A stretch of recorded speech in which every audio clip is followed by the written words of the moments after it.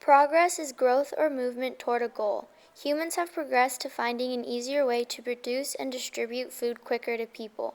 This is an achievement because we no longer have to spend hours gathering our food and can focus our energy into other tasks, but all things come with a cost.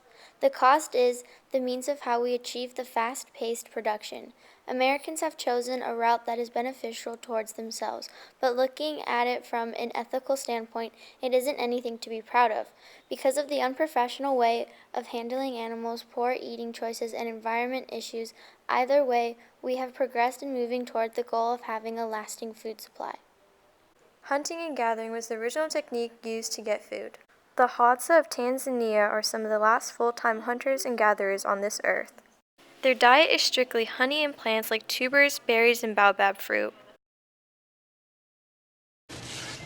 Why is it that you can buy a double cheeseburger at McDonald's for 99 cents and you can't even get a head of broccoli for 99 cents? We've skewed our food system to the bad calories, and it's not an accident. I mean, the reason that those calories are cheaper is because those are the ones we're heavily subsidizing. It all began with things like the Columbian Exchange. The Columbian Exchange was the widespread transfer of plants and animals from Europe to the New World. This transfer was the start of how our diet has changed. New foods were brought in from everywhere, and everyone who ate them wanted more. As they wanted more, they were going to try and cultivate this food or have those animals wherever they were at. In doing so, we are going to have to find a way to preserve them because those plants and animals won't be able to last in the new weather and climate changes. That is why human food today is processed in so many ways and has so many preservatives in them. People who don't like preservatives have many dietary choices. Some include being vegan, vegetarian, fasting, and many more. For Siddhartha, his choice to fast would become a major component of religious traditions that him and his millions of followers of Buddhism would adopt. Fasting is another option, regardless of religion, that is used to lose weight. From religion to genetics to personal choice, no one's motivation for their diet is the same. All these options still lead to the same outcome. We go to the store and buy our ingredients. We don't gather anymore, nor do we hunt. Instead, animals today are slaughtered and then packaged for us. So if I were to ask any average American to draw a line between what they consider food and pets, where would it be? Most people would draw the line there. Why is that? Because most people grew up watching dogs, cats, and birds as pets in their personal lives or on TV. However, in other regions of the world, the animals we identify as pets are considered food, and this has caused an uproar. But doesn't the title pet apply to pigs, cows, and chickens too? Or can they only be farm animals? Apparently not. This concept of pet is widely accepted across America because of the collective unconsciousness, which binds our perception of things and how we view them. Americans have animal abuse laws against any type of cruelty towards their dogs and cats, their pets. Yet we allow this type of treatment towards cows, chickens, pigs, and more. They are treated inhumanely, like being kept in tight spaces where they have literally no room to roam, which sometimes leads to cutting off of certain body parts. For example, chickens have their beaks cut off to prevent from poking each other. Small confined spaces also mean they're living in their own feces. The animal's diet is also poorly kept. They are normally just fed corn for two reasons: to plump up quicker so they can be slaughtered, or to be sold quicker to meet consumer demands.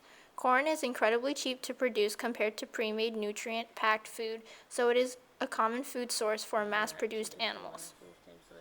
People tend to turn a blind eye when they know the harsh conditions that happen because their demand for food is increasing every day, and they demand without thinking about the consequences. They block out the knowledge so they don't feel guilty. Because of the rising demand for food and the growing population, some people don't have a choice in what they can afford to eat because healthier foods are often more expensive than preserved ones. This becomes a problem because people are continuously relying on cheap, unhealthy food, which fills their bodies with unnecessary calories and fat, leading to a growing epidemic of health issues in America. The growing epidemic has affected you, your family, your friends, everyone. We've been exposed to new types of food like fast food. Fast food restaurants have made it easier to get cheap meals instead of going to the grocery store where you could be paying twice as much for a bag of lettuce than 5 cheeseburgers off the dollar menu. Fast food restaurants are causing obesity in the people of today's society and raising the diabetes rates in kids especially. In 2015, 30.3 million children and adults have diabetes, and from that, about 1.25 million children and adults have type 1 diabetes, while 18.5% children and 39.8% adults are affected by obesity. Obesity and diabetes work together to create heart diseases in its victims and eventually killing them. However, unhealthy diet may be common, but a rise in organic foods and healthy food stores like Whole Foods and Lazy Acres is occurring. Organic foods are more expensive, but they are obviously healthier. In fact, the consumption of organic foods has risen 6.4% from the previous year. Approximately, organic sales have reached a new record in America of $49.9 billion. The promotion of eating healthy foods has sparked more and more farmers markets to take place. These farmers markets have organic and homemade products which anyone can buy, helping to promote a healthy lifestyle. Not only are humans destroying their own bodies, they are choosing to ignore the environmental costs of eating too. Agriculture is considered a main cause for the biggest ecological problems on the planet. As demand for all types of food increases with growing population, more and more farming is required, meaning more land is destroyed. For example, many Latin American countries have sold their land to eager companies who quickly buy them up, then proceed to exploit the natural resources. In places like the Salinas Valley, Africa, and Central and South America, farmers are struggling to keep up with consumer demand, so they are left with two options: buy more expensive land or sell it off to the destructive companies.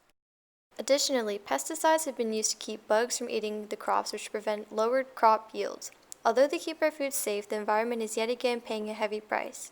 Pesticides have been known to harm certain insects and pollute the surrounding area. For example, the bee population has been dropping in correlation with the toxicity of the pesticides, leading researchers to believe pesticides are at fault. We need to begin realizing that Earth does not have an infinite amount of resources and we are slowly wasting them.